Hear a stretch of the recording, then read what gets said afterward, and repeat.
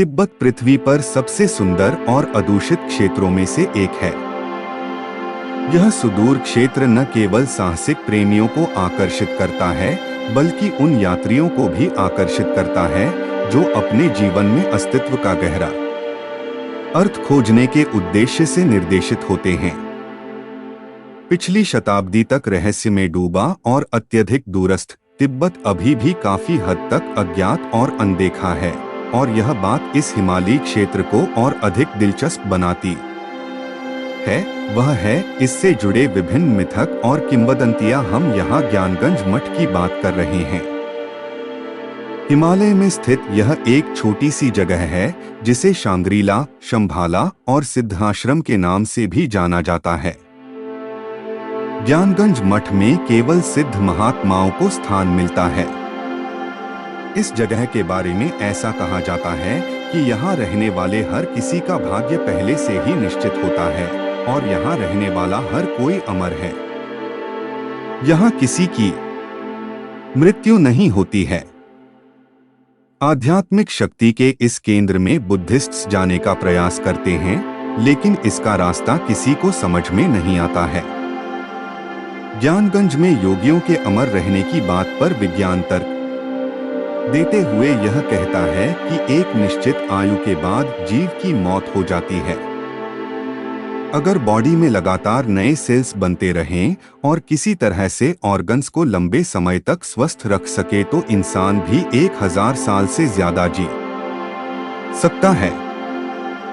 न केवल साइंस बल्कि आयुर्वेद में भी कुछ ऐसा ही कहा गया है।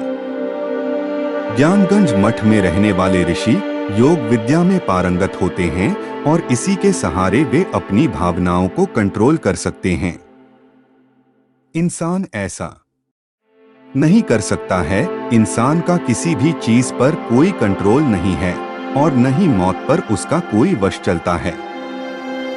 लोगों का ऐसा मानना है कि यह जगह किसी खास धर्म से संबंधित नहीं है। यहाँ तक वही पहुँच पाएगा जो किसी तरह से खुद को यहाँ के लायक बना लेगा।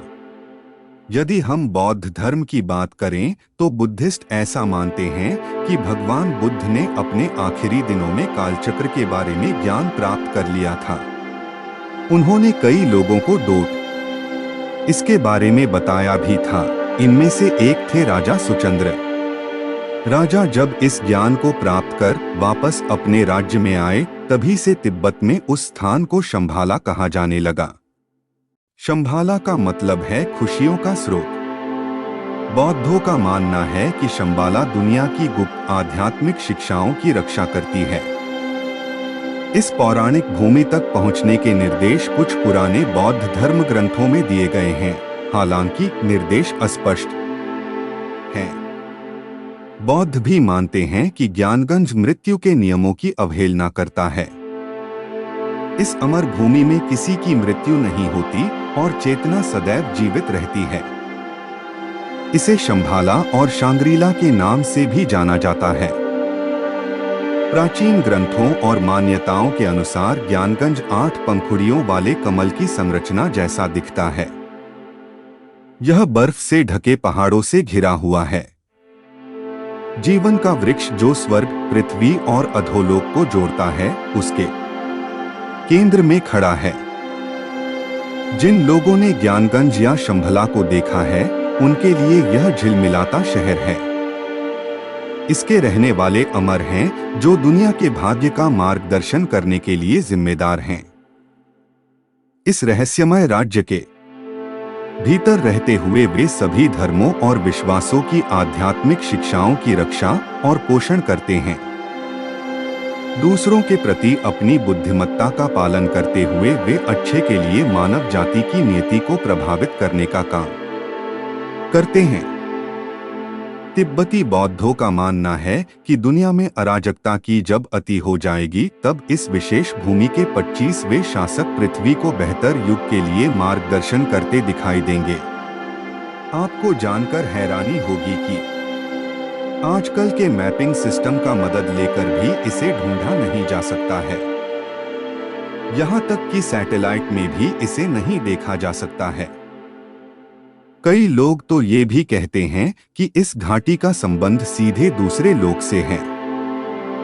कहते तो ये भी हैं कि चीन की सेना ने कई बार इस जगह को तलाशने की कोशिश की, लेकिन वह नाकाम रहा। इस सिद्धाश्रम या मठ का जिक्र महाभारत, वाल्मीकि रामायण और वेदों में भी है। अंग्रेज लेखक जेम्स हिल्टन ने भी अपने उपन्यास लास्ट होराइजन में इस जगह का जिक्र किया है। आधुनिक समय में ज्ञानगंज तिब्बत में कैलाश पर्वत और मानसरोवर झील के निकट स्थित है। धार्मिक मान्यता के अनुसार इस जगह पर एक आश्रम है जिसका निर्माण विश्वकर्मा जी ने की है।